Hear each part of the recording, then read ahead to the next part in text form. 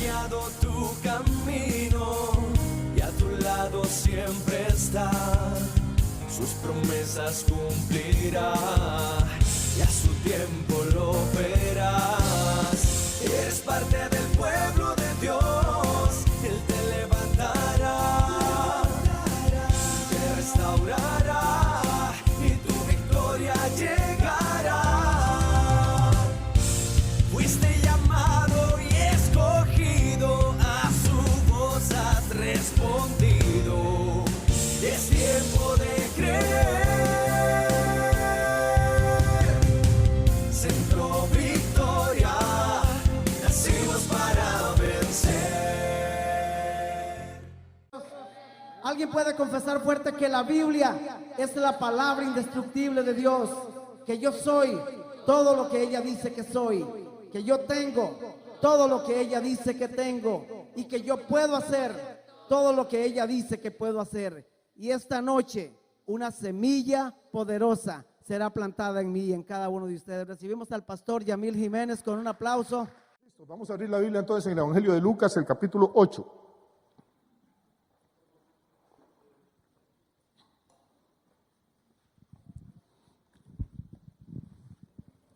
Lucas, capítulo 8. Yo creo que ya todos nosotros sabemos bastante de Lucas, sabemos que era discípulo del apóstol Pablo, que no conoció personalmente al Señor Jesús, pero que tuvo experiencias espirituales extraordinarias caminando con Pablo. Imagínense lo que uno puede aprender, ver a la par de un hombre de estos. Y sabemos que Lucas era un hombre educado, era un profesional, él era médico, escribía un griego muy bonito, y Lucas fue usado por el Señor para escribir 2 libros del Nuevo Testamento, que en realidad es como un mismo libro en 2 tomos. Pero los que acomodaron la Biblia pues lo separaron. El primer tomo es el Evangelio de Lucas, y el Evangelio de Lucas continúa en el libro de los Hechos, que también es producto de la pluma de este hombre de Dios. Lucas 8 habla de una parábola que fue la parábola que estudiamos hoy hace 8 días. Pero vamos a ver que lo hace con un enfoque diferente, y yo sí siento que debemos de reforzar un poquito lo que estuvimos enseñando la semana pasada. Es mentira que voy a repetir el sermón, obviamente, pero sí necesitamos que lo veamos desde otro ángulo. Ya lo vimos como Marco lo presenta, estuvimos estudiando hoy hace 8 días la famosa parábola del sembrador, que es una de las más simples, de las más sencillas que contó Jesús, y ni aún así la entendieron los discípulos, y tuvieron que llegar después, por aparte, para que se las explicaran. Lucas cuenta la misma parábola con algunos énfasis un poquito distintos. En el versículo 4, no sé si ya lo tenemos, Lucas 8:4, el versículo 4 dice: juntándose una gran multitud y los que de cada ciudad venían a él, les dijo por parábola: el sembrador salió a sembrar su semilla, y mientras sembraba, una parte cayó junto al camino y fue hollada, y las aves del cielo la comieron. Otra parte cayó sobre la piedra, y nacida se secó porque no tenía humedad. Otra parte cayó entre espinos, y los espinos que nacieron juntamente con ella la ahogaron. Y otra parte cayó en buena tierra, y nació, y llevó fruto a 100 por uno. Hablando estas cosas, decía a gran voz: el que tiene oídos para oír, oiga. Entonces la parábola ya la conocemos, ¿sí? Un sembrador sale a sembrar, parte de la semilla cae en el camino, parte cae en terreno rocoso, parte cae en terreno donde también brota maleza y espinos, y finalmente una parte cae en buena tierra y lleva fruto a 100 por uno. Eso parece facilísimo. El problema es que al final Jesús cierra diciendo: el que tiene oído para oír, oiga. Y cada vez que el Señor dice esa frase, es como una pista que está dando de que lo que Él está diciendo tiene un significado más profundo. Vamos a ver. Porque cuando Jesús dice: el que tiene oído para oír, oiga, en realidad, ¿qué quiere decir? No puede estar hablando del oído natural. ¿Sabe por qué no puede estar hablando del oído natural? Porque todos los que están ahí oyen. Si hubiera oído algún sordo, no puede oír lo que le está diciendo. Entonces, no es que está hablando de que hay una sordera natural. Si hay un sordo ahí, pues no va a entender. ¿Para qué le va a hablar si no entiende? Si no escucha. Obviamente todos los que están ahí tienen oídos naturales. Lo que está hablando es, como diciendo, prepárense, estén alerta, porque eso tiene un significado más profundo. Tan es así que si usted analiza el versículo siguiente, que es el 9, dice que entonces sus discípulos le preguntaron diciendo, ¿qué significa esta parábola?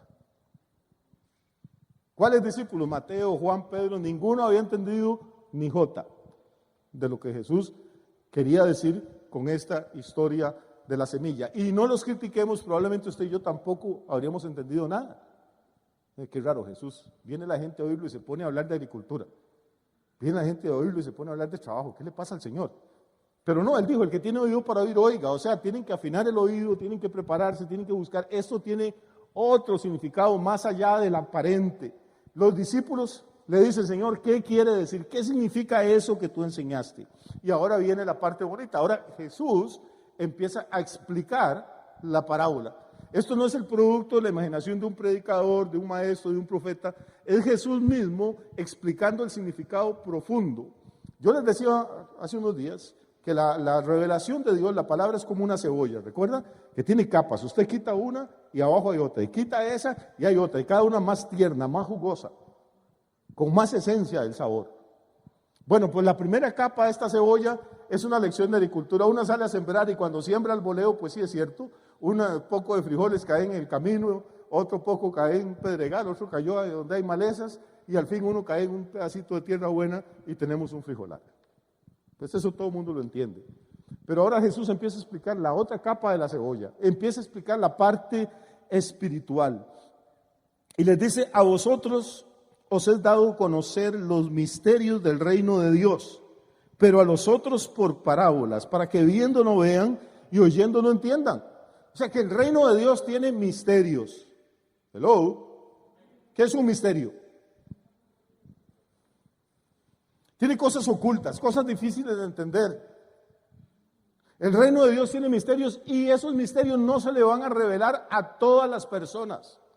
Hay gente que está escuchando los estudios, hay gente que está escuchando los sermones, hay gente que puede escuchar palabra un día o años y nunca va a entender el verdadero significado, el significado espiritual de lo que está oyendo. Hay personas a las que no se les revela.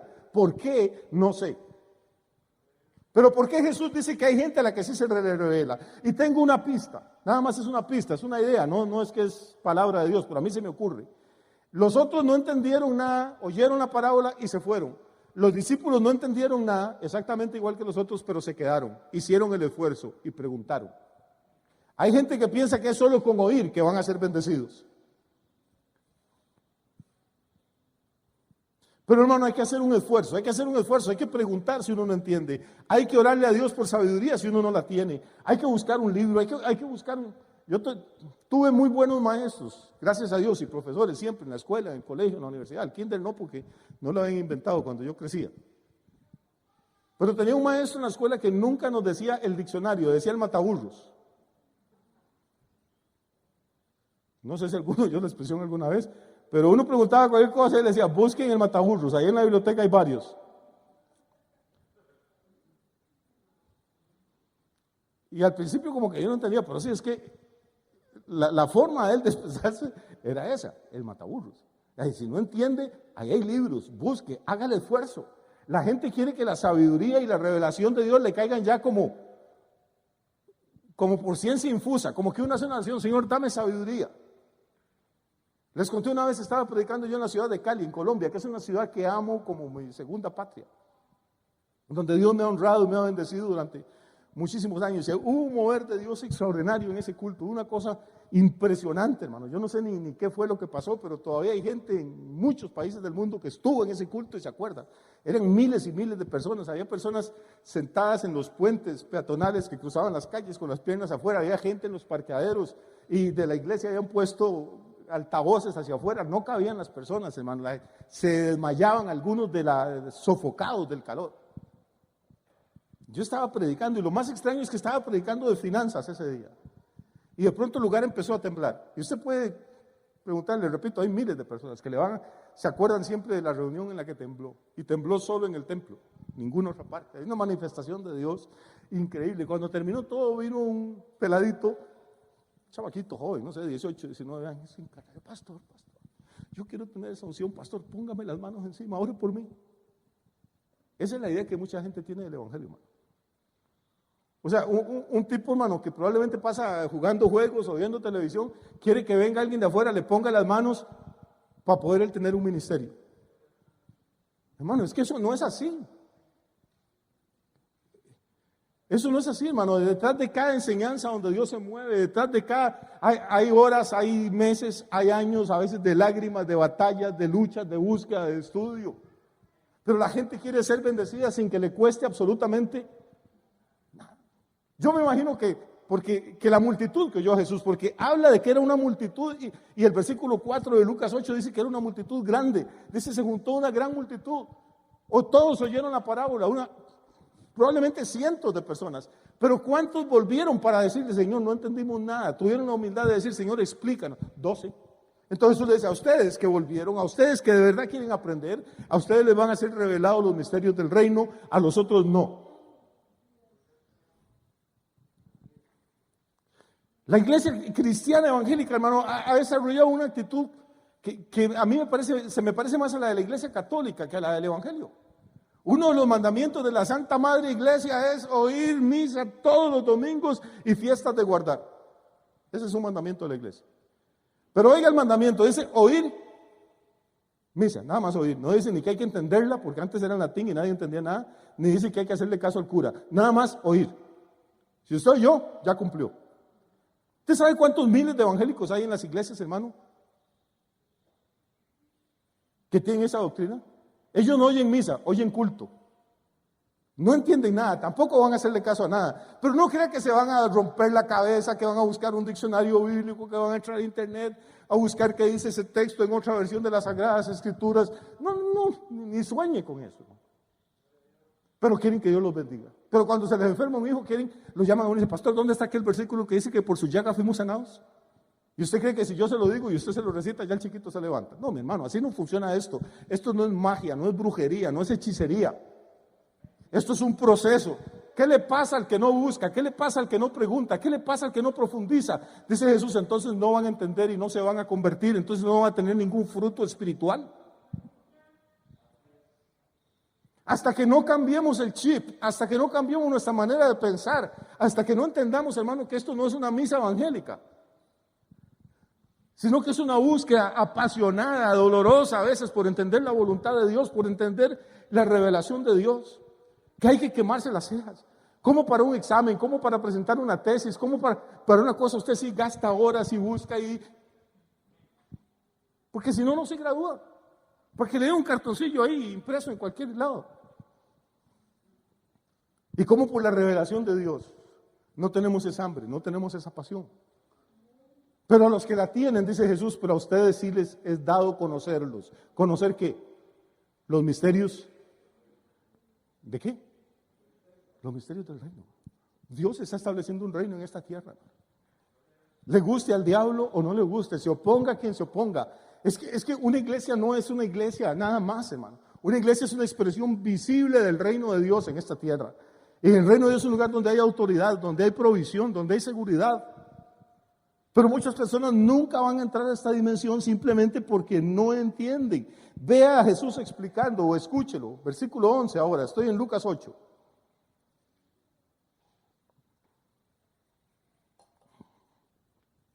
¿Sabe qué dice Lucas 8:11? Dice, esta es pues la parábola. Ahora aquí está viendo la explicación. ¿Las semillas qué? ¿Las semillas qué cosa? La palabra de Dios. Vamos despacio. Eso que usted tiene aquí, o en su teléfono, o en su cerebro, donde tenga esta palabra, eso dice el Señor que es una semilla. Eso no es todo. Una semilla no es todo. Una semilla es apenas la promesa de algo más grande. Una semilla es la promesa de un árbol gigantesco. Una semilla es la promesa de una cosecha abundante. Una semilla es algo milagroso, tiene un potencial increíble. Yo por ahí alguna vez escribí un libro y le decía a la gente, tome un frijolito, un miserable frijol, y plántelo ahí en la jardinera de su casa. Y vaya a verlo unos 2 meses después, y ese frijol se convirtió en una planta, y esa planta tiene vainicas. No sé cuántas tiene, yo no sé mucho ahorita de frijoles, pero digamos que tiene 20 vainicas, y que cada vainica tenga adentro 5 frijolitos. Y uno dice, caramba, pero esta cosa tan pequeñita, sembré uno y ahora tengo 100. Y si no tiene mucha hambre y no tiene pellejo de chancho ahí a mano, coja los 100 frijoles y siémbrelos otra vez. Y espérese otros 2 meses y cada una de estos frijolitos se va a convertir en una planta y va a tener 100 plantas de frijol. Y cada planta va a tener 20 vainicas, va a tener 2,000 vainicas. Y cada vainica va a tener 5 frijoles, va a tener 10,000 frijoles. Y ahora coja esos 10,000 frijoles y siémbrelos y compre finca, mi hermano. Empezamos con una cosa insignificante, con un granito de maíz o de frijol o lo que fuera, pero las semillas tienen un potencial enorme. No es de quedarse viendo el frijol y de cantarle aleluya, qué frijol más hermoso, gracias por el frijol, Señor. No, el frijol es una promesa. Es una promesa de que si usted lo usa correctamente, se le puede convertir en una cosecha espectacular. Jesús dice, la semilla es entonces, ¿qué cosa? La semilla es la palabra de Dios. Véalo como una ecuación matemática, invierta los términos. Y en vez de decir la semilla es la palabra de Dios, podemos decir la palabra de Dios es la semilla. Esto que usted lee aquí, hermano, no es para que le prenda velitas. Hay evangélicos que tienen la Biblia abierta en el Salmo 91 y la ponen en la mesita anoche para que espante a los difuntos. La dejan abierta en el Salmo 91. Porque eso aleja los espíritus y los hechizos y los maleficios. Hermano, eso es brujería. Es la ignorancia más absoluta de lo que es la revelación de Dios. La dejan abierta en el Salmo 91. ¿Y sabe qué usó Satanás para tentar a Jesús en el desierto? Precisamente el Salmo 91. ¿Usted cree que el diablo se va a asustar con una Biblia abierta? Si se la sabe de memoria.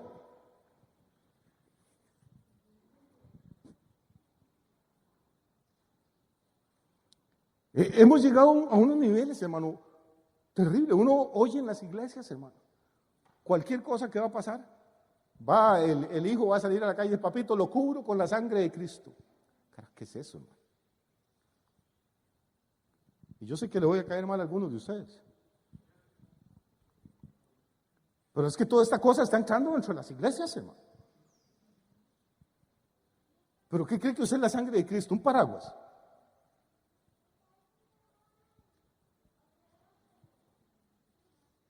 Si usted se arrepintió de sus pecados, si usted creyó en Cristo, usted fue lavado con la sangre del Cordero, hermano. Pero la sangre de Cristo no es un amuleto, no es un escapulario, hermano. No es algo que uno, se le cae algo, la sangre de Cristo.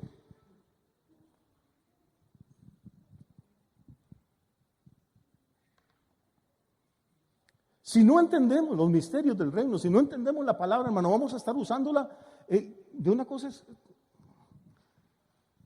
completamente errónea, completamente equivocada. No vamos a tener la cosecha que Dios quiere darnos. Y luego sigue Jesús explicando, voy a avanzar porque no quiero detenerme mucho en esto. Le dice, los de junto al camino, o sea, la semilla que cayó junto al camino, son los que oyen. Y luego viene el diablo y quita de su corazón la palabra para que no crean y se salven. Entonces la primera parte de la semilla, la primera parte que se pierde es porque cayó junto al camino. Y esa parte que cayó junto al camino son aquellos hombres, aquellas mujeres que oyen un sermón, que ven un buen programa cristiano en la televisión, que oyen la radio, hay un hombre o una mujer de Dios comunicando el evangelio, pero ni siquiera le paran bola, ni siquiera le ponen atención, o la apagan o se vuelven. Eso a mí no me interesa, qué aburrido, otro religioso.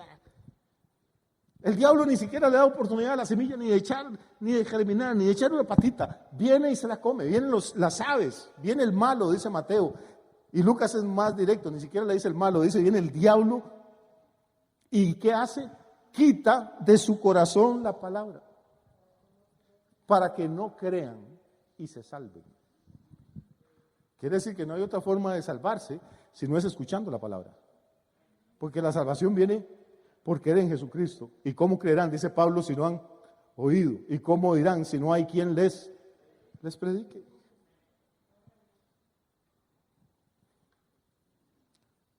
Esto es una lucha constante, para que el enemigo no arrebate la semilla, para que no se coma la cosecha. Y luego dice el Señor, los que caen sobre la piedra son los que habiendo oído, reciben la palabra con gozo. Esta gente que sí, Uy, qué bonito, esto no apagaron el radio. Uy, qué bonito está hablando ese hombre. Uy, qué bonito está hablando esa señora. Uy, sí, eso es lo que yo necesito. Sí, eso que están diciendo es cierto. Sí, de verdad que así es. Sí, yo tengo que cambiar de vida. Sí, yo acepto a Cristo como mi Salvador. Uy, qué alegría, soy nueva criatura. Ahora sí cambié, qué feliz me siento. Es gente muy emocional, muy expresiva. Y no hay nada de malo en eso. A mí me gusta la gente así. Pero ¿cuál es el problema con estas personas? Según Jesús. Dice, no tienen raíces, creen, y no dice que simulan creer, sino dice creen durante algún tiempo. Por eso tenemos creyentes de 3 meses, de 3 años, algunos duran 10 años. Creen por algún tiempo, corto o largo, pero creen, pero tienen un problema. Dice, no tienen qué. Como cayeron en terreno pedregoso, la tierra no era suave. El terreno no había sido trabajado, no había sido preparado. La plantita intentó agarrarse de algún lado, pero no pudo penetrar en el pedregal y se secó. No tienen, dice, raíces, y entonces en el tiempo de la prueba, ¿qué? Se apartan.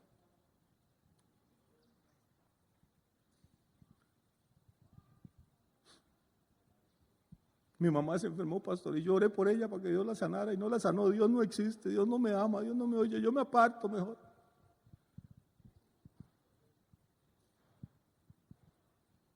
No pude pagar el préstamo de la casa, pastor. Yo le oré a Dios y la Biblia dice que mi Dios suplirá. A mí no me suplió nada, pastor.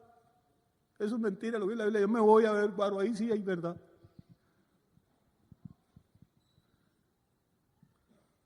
Esta gente no resiste una prueba. Los engañaron, les dijeron que la vida cristiana era coser y cantar.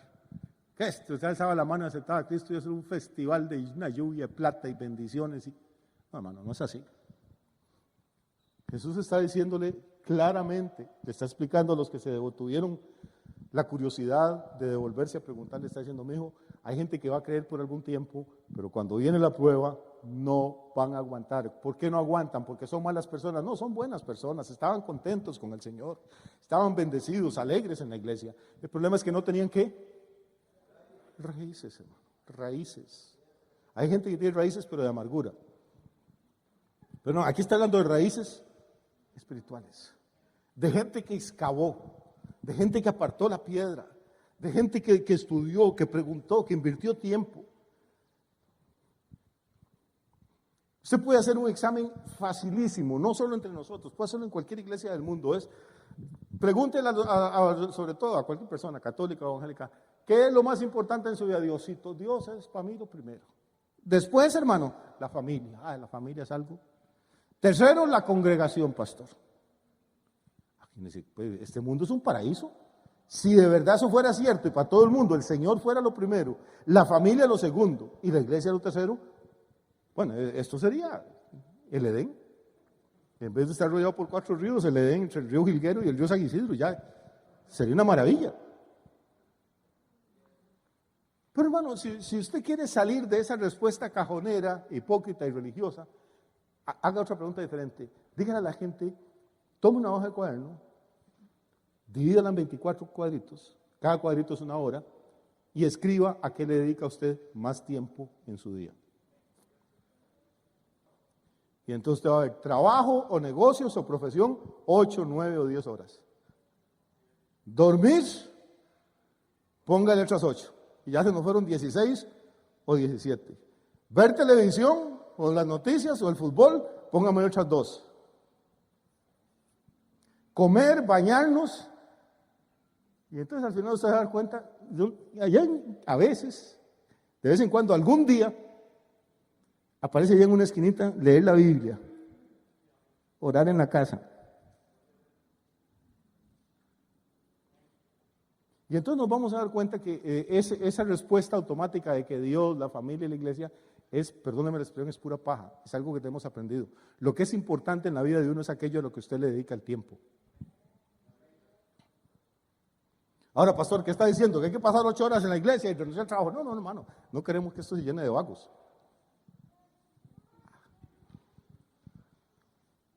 Hay que ganarse el sustento, hay que hacer negocios, hay que trabajar, hay que llevar el pancito a la casa. Nadie está diciendo que no. Pero hermano, es simplemente para que hagamos un examen de conciencia y veamos en ese esquema imaginario que le estoy dibujando de 24 cuadritos, dónde aparece la iglesia, dónde aparece el Señor, dónde aparece la Biblia, dónde aparece la oración.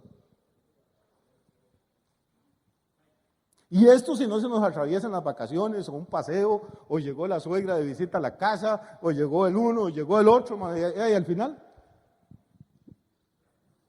¿qué salado el Señor, hermano? Hay que ir al culto, llega mi suegra. Tengo que atenderla, la suegra es la suegra. Imagínate echarse a la enemiga. Si de amigas a veces son problemas. ¿Qué salado el Señor, hermano? Le conté la historia de la señora convertida, ¿se acuerdan? Sí, la he contado muchas veces, pero tengo muchas ganas de contarla. Esta señora se convirtió en una iglesita allá en el campo, en la montaña, y tenía un marido que siempre estaba sacando chirrite y contrabando, borracho, peleador, era la madre. Y llegó un pastor a predicar por ahí y puso una iglesita y se convirtieron 20 personitas y la señora del borracho se convierte. Y ella le hablaba de Cristo para dejar de tomar y no quiero nada con ese pastor vagabundo, ni con ustedes, ni nada. Finalmente un día se convierte el borracho. Qué lindo es esto. Y la esposa, llena de esa sabiduría celestial, le dice, bueno, mi amor, ahora que usted aceptó a Cristo, hoy en la mañana, tengo que decir una cosa, ahora en adelante usted tiene que pagar el diezmo de todo. Y echa al marido para atrás. Y tenía una cerda, una puerca, una marrana, una chancha, una hembra de ganado porcino en un corral del Señor. Y la iba a matar porque la chancha era estéril. Y la señora le dijo, mi amor, ahora que usted está convertido, puede orar y el Señor va a hacer milagros. ¿Por qué no oramos por la chanchita a ver si se alza cría? Y oraron por la chancha. Le consiguieron un novio y quedó embarazada. Y vuelve la señora, mi amor, y ahora que la chancha está embarazada, vea que eso es un milagro del Señor. Ay de usted si no le da los diezmos. Llegó el día del parto, le hicieron el baby shower a la chancha. Llega el parto y nacen 10 marranitos. Se arrima la señora y dice, mi hijo, vea cómo es el Señor, 10 exactos para que usted no ponga problema. Uno de esos es del Señor, acuérdese. Ya el hombre, ahí sí, la verdad es que esto fue milagroso, o sea, la chancha estaba estéril y de pronto llega domingo a ir al culto. Mi amor, hay que llevar el cerdito a la iglesia.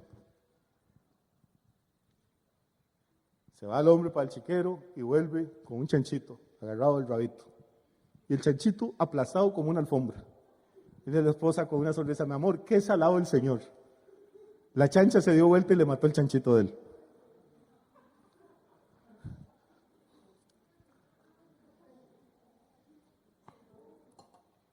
A veces somos así, hermano, qué salado el Señor.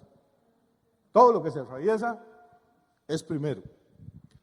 Y el Señor de último. Así es muy difícil llegar a conocer los misterios del reino. Así es muy difícil. Y la otra parte, yo voy a avanzar porque ya esto se supone que todos lo sabemos. La otra parte dice el versículo 14, cayó entre espinos. Estos también oyen, pero yéndose son ahogados por los afanes y las riquezas y los placeres de la vida. ¿Y cuál es el problema de ellos? No llevan fruto. Estos sí crecen. No se van al mundo, están en la iglesia, hermano. Pero ¿cuál es el problema? No llevan fruto. ¿Por qué? Por esto que estamos hablando. Porque hay tantos afanes, tantos negocios, tantos amigos, tantas actividades, tantas distracciones, tanta película que ver, tanta música que escuchar, tantas conversaciones que sostener, que los afanes de la vida nos ahogan. Entonces no es que nos morimos, no es que nos secamos como el que cayó en Pedregales. Crecemos. ¿Pero qué? No damos fruto. Y si en algo está interesado el Señor del reino, es en el fruto. Recuerde la parábola de la higuera estéril. Ni siquiera era el tiempo de los higos, pero Jesús fue a buscarla y como vio que no tenía fruto, la maldijo y la higuera se secó desde la raíz. Ahí estaba, el árbol era hermoso, tenía ramas, tenía hojas. El único problema era que no tenía fruto.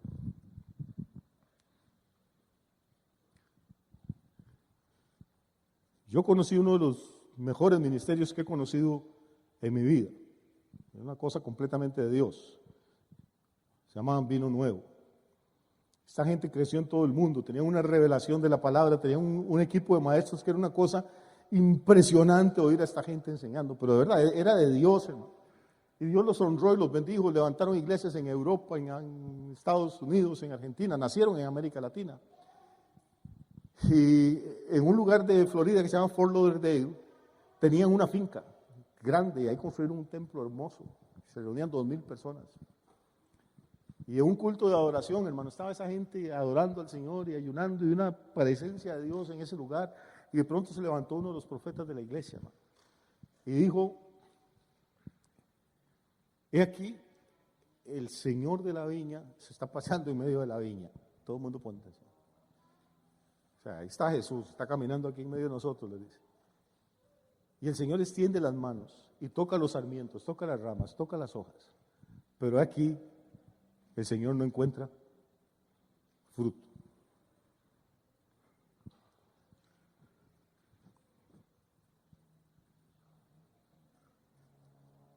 Y el Señor varias veces les habló y les dio palabra en diferentes ocasiones, pero los líderes no hicieron caso, hermano. La cuestión seguía creciendo, compraban barcos, compraban edificios, compraban fincas.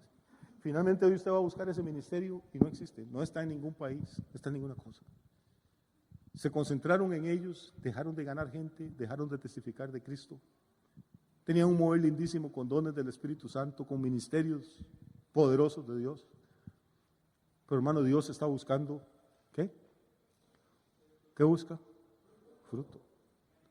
No una iglesia que entretenga a los miembros, no una iglesia donde haya bonita música y bonita palabra, sino una iglesia agresiva, una iglesia de conquista, una iglesia que se mueva hacia afuera, a traer almas, a ganar gente, a ganar familias, a pelear con el enemigo.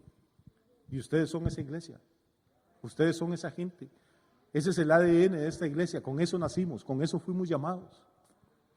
Yo me acuerdo, hermano, todavía como si fuera hoy, las primeras profecías que recibíamos nosotros, hermano, de parte de Dios. Me acuerdo como si fuera hoy. Cuando éramos 4 gatos predicando en el parque, gente que no nos conocía, hermano, venía y decía: yo los veo en aviones, los veo viajando por las naciones. Y yo no tenía plata ni 10 pesos para irme a Musoga, a San José, hermano. Nunca había subido a un avión.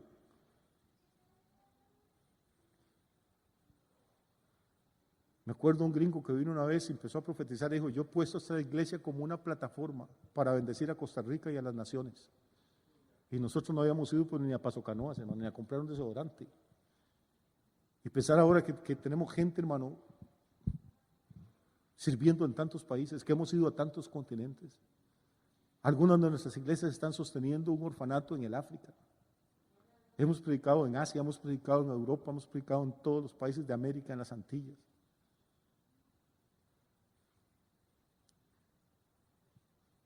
Pero lo que yo no quisiera es que los afanes de esta vida, hermano, nos ahoguen tanto que olvidemos el primer amor, que olvidemos nuestra vocación, nuestro llamado, nuestro ministerio, y es llevar fruto para Dios. Cada uno de ustedes puede ganar a alguien para Cristo.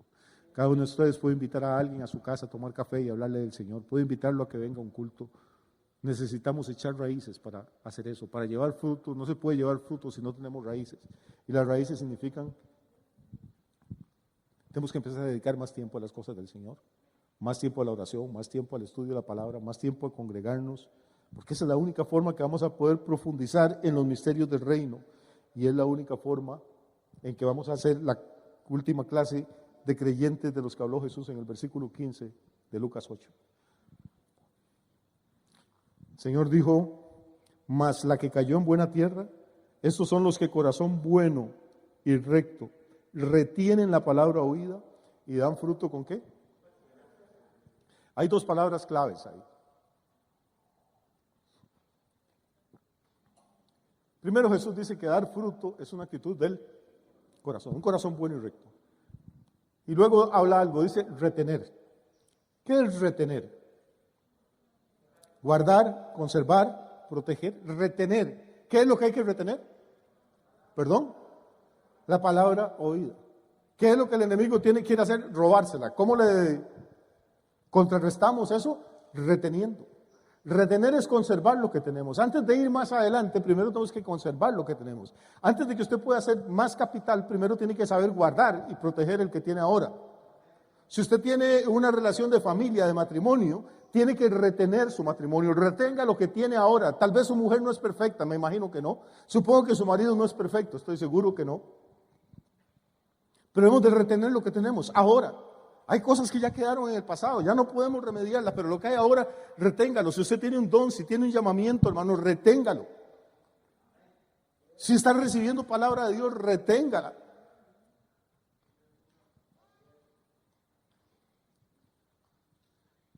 ¿Por qué? Porque la gente que retiene, la gente que de verdad se preocupa por crecer en los misterios del reino, es gente que profundiza sus raíces, es gente que crece y da fruto. Y lo más interesante es que Jesús termina explicando esta parábola y se da fruto con perseverancia. Con perseverancia es constantemente. No es que un día amanecí espiritual y le hablo de Cristo a todo el mundo, después de un mes desanimado y nada, otro mes me levanto. No, no. Aquí lo que está hablando es de ser perseverante.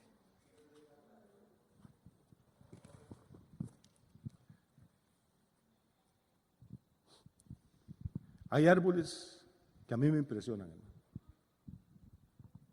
Hay años que uno se acuerda de regarlos y echarles abono y ahí producen aguacates o naranjas. El año siguiente no se acuerda uno del palito y aunque sea menos cosecha, pero usted va y ahí tiene sus aguacaticos y sus naranjas. Lo vuelve a acuariar, pero él persevera en aquello para lo que fue creado por Dios, en aquello para lo que fue diseñado por Dios.